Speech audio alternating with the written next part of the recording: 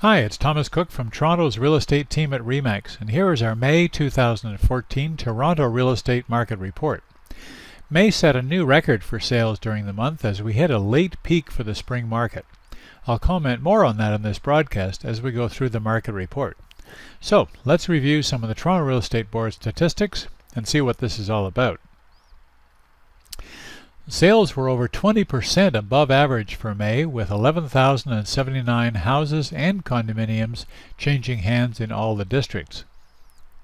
Condo townhouses and high-rise suites had a reduced 27.5% share of the market, with 3,046 units being sold.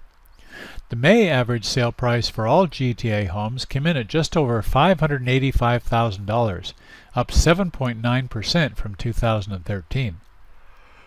I'll show you a graph of the average sale prices over the past several years in just a moment. The active listing inventory is one of the strongest indicators of how smooth or outrageous the market's going to be. We had a 10% decline in inventory for the month of May compared to historical numbers, and lower by 9% from last year at this time. The sales to listings or percent chance of selling ratio is how we determine what type of market we're actually in. 24 to 28% is a neutral market, below 24 is a buyer's market, and above 28% is a seller's market.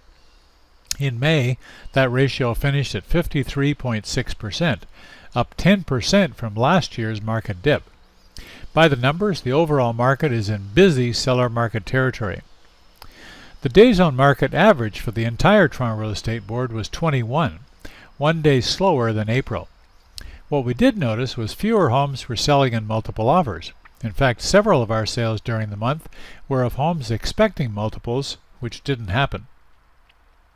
So let's look at what's happening in the downtown Toronto condo market.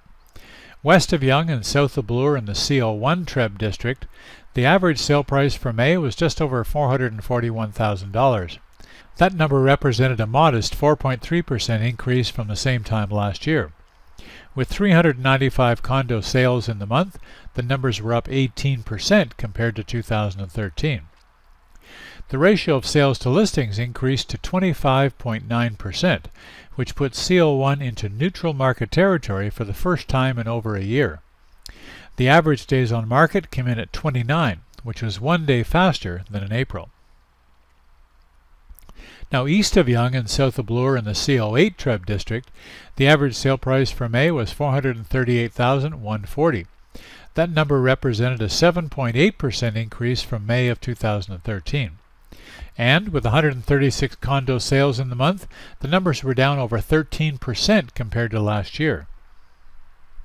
The ratio of sales to listings decreased to 33.7% from 37% in April. That number puts CO8 in moderate seller market territory. The average days on market came in at 24, the same as in April. To summarize, in CO1 west of Yonge, a 17% listing increase was matched by an 18% increase in sales. Expect a surge in listings, sales, and rentals in the coming months as several brand new buildings take occupancy downtown. In CO8 east of Yonge, which is just over a quarter of the overall condo inventory compared to CO1, listings remained steady while sales declined. Looking at the graph for average resale prices for the last 4 years, May is continuing the trend we've seen since 2011, of each subsequent month outdoing the same month in the year previous. With the listing inventory down 8 to 10% from historic levels, a lot depends on more listings coming on the market to restrain prices from increasing at too high a pace. So far in our special market-focused presentations, we've reviewed the market for detached and semis in Toronto, as well as the downtown condominium market. This month our special market focus is on condo rentals in the GTA and the City of Toronto. These rentals are important to the affordability of living downtown for many people. They give new-to-Toronto residents a great way to see how fantastic it is to live in our great city.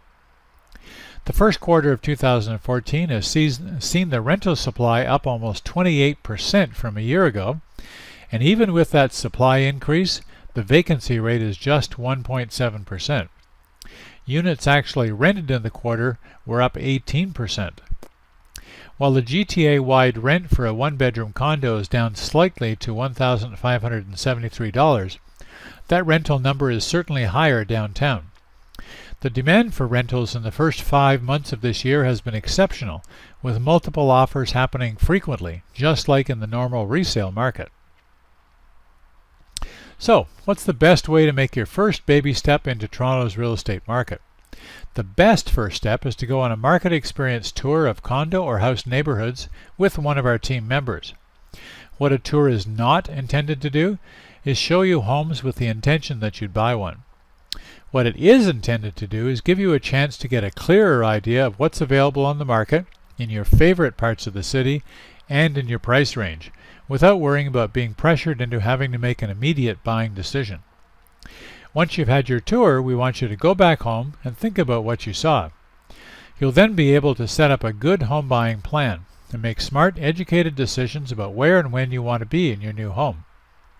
You can sign up for your condo tour at dailydowntowncondotours.com and a tour of houses at dailytorontohometours.com.